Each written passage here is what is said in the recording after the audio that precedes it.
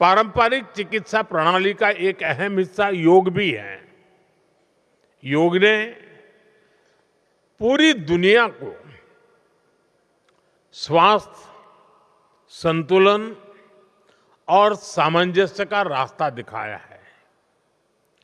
भारत के प्रयासों और 175 से ज्यादा देशों के सहयोग से संयुक्त राष्ट्र द्वारा 21 जून को योग दिवस घोषित किया गया था। बीते वर्षों में हमने योग को दुनिया के कोने कोने तक पहुंचते देखा है। मैं योग के प्रचार और विकास में महत्वपूर्ण योगदान देने वाले हर व्यक्ति की सराहना करता हूं। आज ऐसे कुछ चुनिंदा महानुभावों को पीएम पुरस्कार दिया गया है।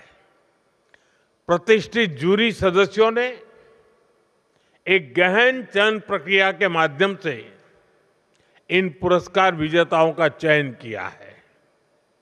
ये सभी विजेता योग के प्रति समर्पण, अनुशासन और आजीवन प्रतिबद्धता के प्रतीक है।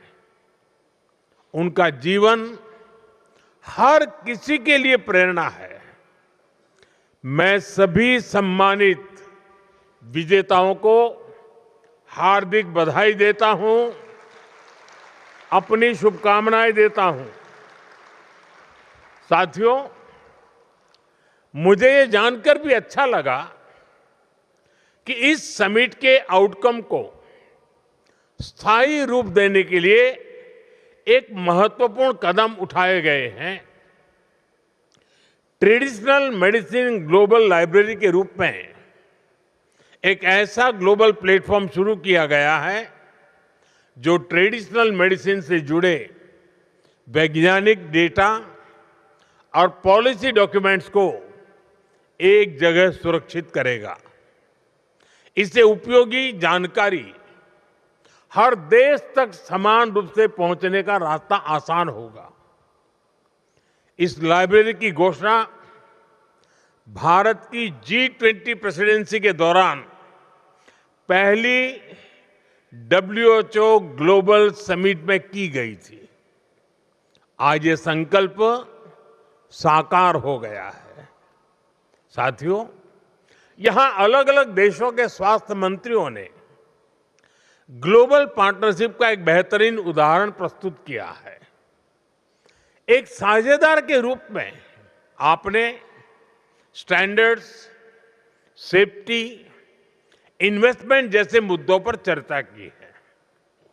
इस संवाद से जो दिल्ली डिक्लेरेशन इसका रास्ता बना है, वो आने वाले वर्षों के लिए एक साझा रोडमैप की तरह काम करेगा। मैं इस जॉइंट एफर्ट के लिए विभिन्न देशों के माननीय मंत्रियों की सराहना करता हूं। उनके सहयोग के लिए मैं आभार जताता हूं।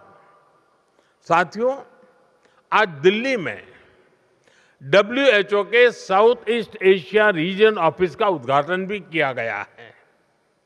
ये भारत की तरफ से एक विनम्र उपहार है। ये एक ऐसा ग्लोबल हब है जहां से रिसर्च, रेगुलेशन और कैपेसिटी बिल्डिंग को बढ़ावा मिलेगा।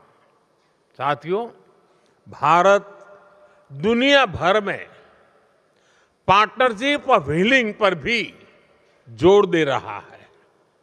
मैं आपके साथ दो महत्वपूर्ण सहयोग साझा करना चाहता हूं।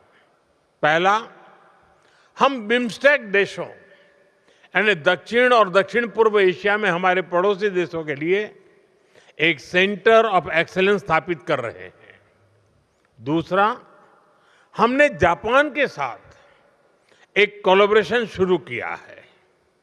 ये विज्ञान, पारंपरिक पद्धतियां और स्वास्थ्य को एक साथ जोड़ने का प्रयास है।